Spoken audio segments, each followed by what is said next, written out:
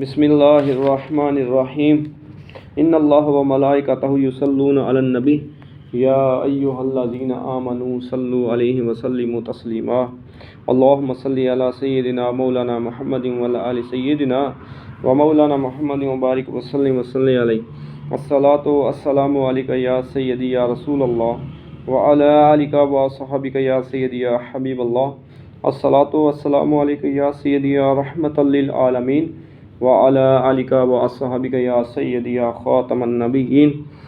حضرت ابو حنیفہ و زہری سے و انس سے روایت کرتے ہیں کہ بے شک نبی پاک صلی اللہ تعالیٰ علیہ وآلہ وسلم نے موتا سے منع فرمایا ہے۔ موتا سے مراد یہ ہے کہ ایک مخصوص وقت کے لیے جو معاوضہ دے کر وقتی لطف اندوز ہوتا ہے، اس میں مروجہ معروف نکاح میں جو اغراض ہوتی ہیں وہ موتا میں نہیں ہیں۔ حضرت ابو حنیفہ، حضرت نافع، حضرت ابن عمر سے روایت کرتے ہیں کہ نبی پاک صلی اللہ تعالیٰ علیہ وآلہ وسلم نے خیبر کے دن موتا سے منع فرمایا تھا۔ اس حدیث پاک سے پہلی بات تو یہ معلوم ہوتی ہے کہ موتا کی حرمت فتح خیبر کے موقع پر ہوئی۔ حضرت ابو حنیفہ محارب سے وہ ابن عمر سے روایت کرتے ہیں، بے شک رسول اللہ صلی اللہ علیہ وآلہ وسلم نے عورتوں کے ساتھ موتا سے منع فرمایا۔ اس حدیث پاک سے بھی عورتوں کے ساتھ موتا کرنے کی ممانعت کا ذکر کیا ہے کہ حضور صلی اللہ علیہ وسلم نے موتا سے منع فرمایا۔ حضرت ابو حنیفہ وہ زہری سے وہ آل صبرہ کے ایک شخص سے روایت کرتے ہیں، بے شک نبی پاک صلی اللہ تعالیٰ علیہ وآلہ وسلم نے فتح مکہ کے دن عورتوں کے ساتھ موتا سے منع فرمایا۔ ایک اور روایت میں ہے کہ فتح مکہ کے سال۔ حضرت ابو حنیفہ یونس بن عبداللہ سے روایت کرتے ہیں، وہ اپنے باپ سے وہ ربی بن صبرہ الجہنی وہ اپنے باپ سے روایت کرتے ہیں کہ رسول اللہ صلی اللہ علیہ وآلہ وسلم نے عورتوں کے ساتھ موتا کرنے سے فتح مکہ کے دن منع فرمایا۔ ایک روایت میں ہے کہ آپ نے حج کے ساتھ عورتوں کے ساتھ موتا کرنے سے منع فرمایا۔ ایک اور روایت میں اس طرح ہے کہ فتح مکہ کے دن رسول اللہ صلی اللہ علیہ وآلہ وسلم نے عورتوں کے ساتھ موتا سے منع فرمایا۔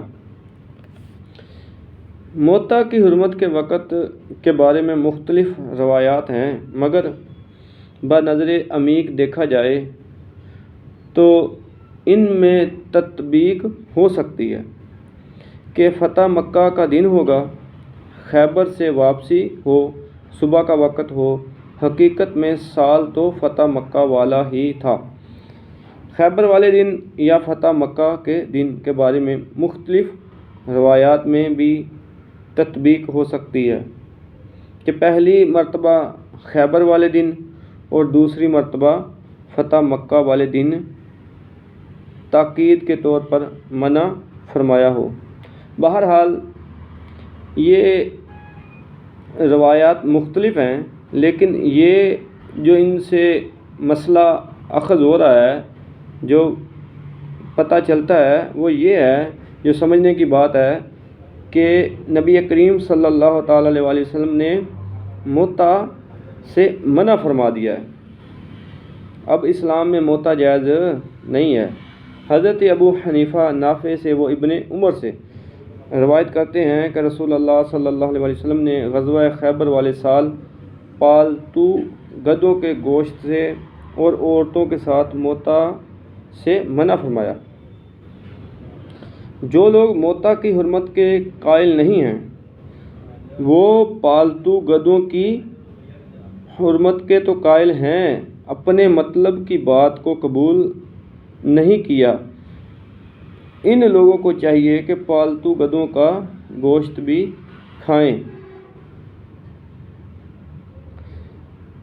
جو حدیث پاک میں منع کیا گیا ہے، جو کہ لوگ موتا کی حرمت کے قائل نہیں ہیں، وہ پالتو گدھوں کی حرمت کے تو قائل ہیں، ان کی تو حرمت مانتے ہیں کہ پالتو گدھوں کا گوشت کی حرمت آئی ہے، تو جب ان کو یہ کہا جاتا ہے کہ موتا سے بھی منع فرمایا، جب موتا کرنے سے منع فرمایا ہے تو اس کو وہ نہیں مانتے۔ اللہ تعالیٰ ان کو عقل سلیم عطا فرمائے۔ جب نبی کریم صلی اللہ تعالیٰ علیہ وآلہ وسلم نے موتا سے منع فرما دیا ہے تو لہٰذا اس کی حرمت جب آ چکی ہے تو ہمیں چاہیے کہ ہم اپنے پیارے حبیب صلی اللہ تعالیٰ علیہ وآلہ وسلم کی تعلیمات کے مطابق اپنی زندگیوں کو گزاریں، نہ کہ ایسے لوگوں کے پیچھے چلیں جن لوگوں کے پاس جو ایسی روایات پہنچی ہیں جو کہ جس میں منع نہیں تھا۔